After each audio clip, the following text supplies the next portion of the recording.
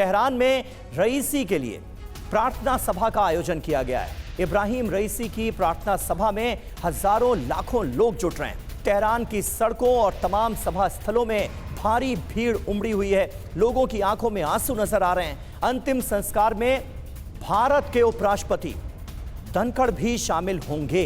भारत ने एक दिन के राजकीय शोक का भी ऐलान किया था, क्योंकि भारत का मित्र देश है ईरान, और इब्राहिम रईसी और विदेश मंत्री का भी अगर हम इसमें जिक्र कर लें अब्दुल्लाहियान का, तो भारत के लिए इन तमाम नेताओं का जो रुख रहा वो बहुत ही पॉजिटिव रहा। हाल ही में चाबहार पोर्ट समझौता हुआ भारत और ईरान के बीच, जो कि आने वाले वक्त में भारत की इकोनॉमी के लिहाज से अगर हम देखें तो मील का पत्थर साबित हो सकता है। इस तरह के तमाम जो समझौते हैं वो इब्राहिम रईसी के कार्यकाल में ही हुए, और यही वजह है कि भारत ने दुख का, शोक का इजहार किया है। और इब्राहिम रईसी के जाने के बाद, वोरा साहब, इन तस्वीरों को हमारे दर्शक इस वक्त देख रहे हैं, पूरा ईरान इस वक्त गम में डूबा हुआ है। जगदीप धनखड़ साहब भी वहां पर पहुंचे हैं शोक का, गम का इजहार करने के लिए हमारे देश की तरफ से। इब्राहिम रईसी के जाने के बाद अभी उनके उत्तराधिकारी का नाम एक तरह से सामने नहीं आया है। फिलहाल तो उपराष्ट्रपति को यह जिम्मेदारी दी गई है, लेकिन उनके बाद कौन होगा? जो नाम चर्चा में चल रहे हैं उनको देखते हुए क्या लगता है, क्या भारत और ईरान के संबंधों पर आने वाले वक्त में इसका कुछ असर पड़ेगा? इब्राहिम रईसी का जाना क्या भारत के लिए भी एक बड़ा झटका है? भारत में जो डेवलपमेंट्स होती हैं, अब इलेक्शंस आ रही हैं, उसका परिणाम आएगा कुछ ही दिनों में। ईरान पर उसका कोई असर नहीं पड़ेगा, क्योंकि ये कंसेंसस है भारत में कि ईरान के साथ दोस्ती ज़रूरी है। चाबहार पोर्ट का आपने जिक्र किया, वो हमारे लिए ज़रूरी है।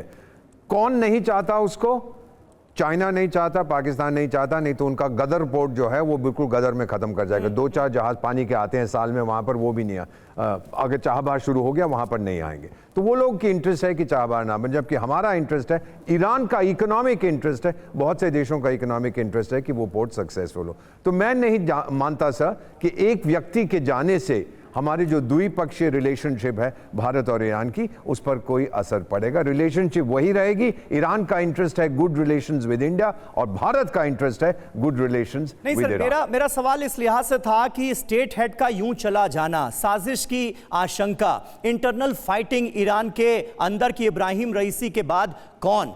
वो जो सुप्रीम लीडर हैं खामेनेई, उनके बेटे वाली भी थियरी सामने आ रही है कि भाई वो इस पद पर आना चाहते थे, जबकि खुद खामेनेई और इब्राहिम और बाकी लोग ईरान के इब्राहिम रईसी को सुप्रीम लीडर के पद पर देखना चाहते थे। इन तमाम इंटरनल फाइटिंग्स का असर जो है वो भारत और ईरान के रिलेशन पर और हमारे तमाम प्रोजेक्ट्स जो जुड़े हुए हैं एक साथ, उन पर तो नहीं पड़ेगा? ये बिल्कुल नहीं पड़ेगा। और ये वेस्टर्न मीडिया परसेप्शन है, ये उससे लड़ रहा है, ये इससे लड़ रहा है। यहाँ पर भी तो कहती थी कि अगर चेंज हुआ इंडियन गवर्नमेंट में ये आएगा वो आएगा। सर बेसिकली इसका फैसला ईरान के लोगों ने करना है, और वो फैसला बड़े सोच समझ के करेंगे। वो कोई पेपर टाइगर नहीं है। ईरान बहुत बड़ा देश है, शक्तिशाली देश है। हाँ, एक चीज याद रखिए कि शिया देश है, अरब देशों से, सुन्नी देशों से घिरा हुआ है, तो बड़े ध्यान से उसने जो करना है वो करेगा। But the people of Iran, पहले भी जब शाह रजा पहलवी गए थे 1979 में, सारे पश्चिमी देशों ने कहा था, उनकी मीडिया, अरे ईरान तो बिल्कुल खत्म हो गया, शाह चला गया। लेकिन ईरान खत्म नहीं हुआ। 10 साल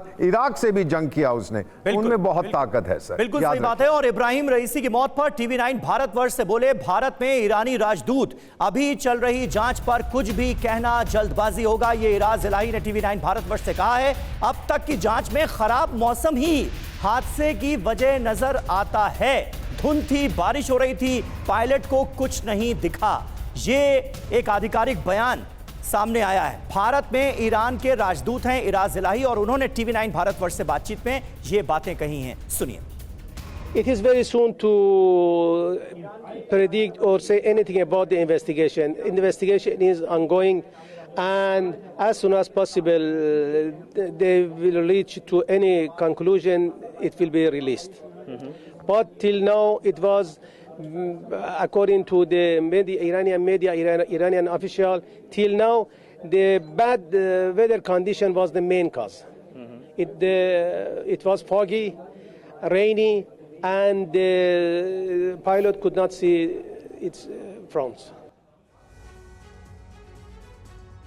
तो मनीष, वक्त हमारे पास कम है, जल्दी से अगर आप बता पाएं, क्या इस बयान का मतलब यह है कि अभी तक की जांच में शक और शुबा नहीं हो रहा है? क्या खराब मौसम ही हादसे की वजह फिलहाल ईरान ये मानकर चल रहा है? देखिए, ईरान को समझने के लिए इस बयान को आप समझ सकते हैं। याद करिए, 1 अप्रैल को ईरान के दूतावास पर हमला होता है। बदला लेने के लिए 14 दिन का इंतजार किया उन्होंने।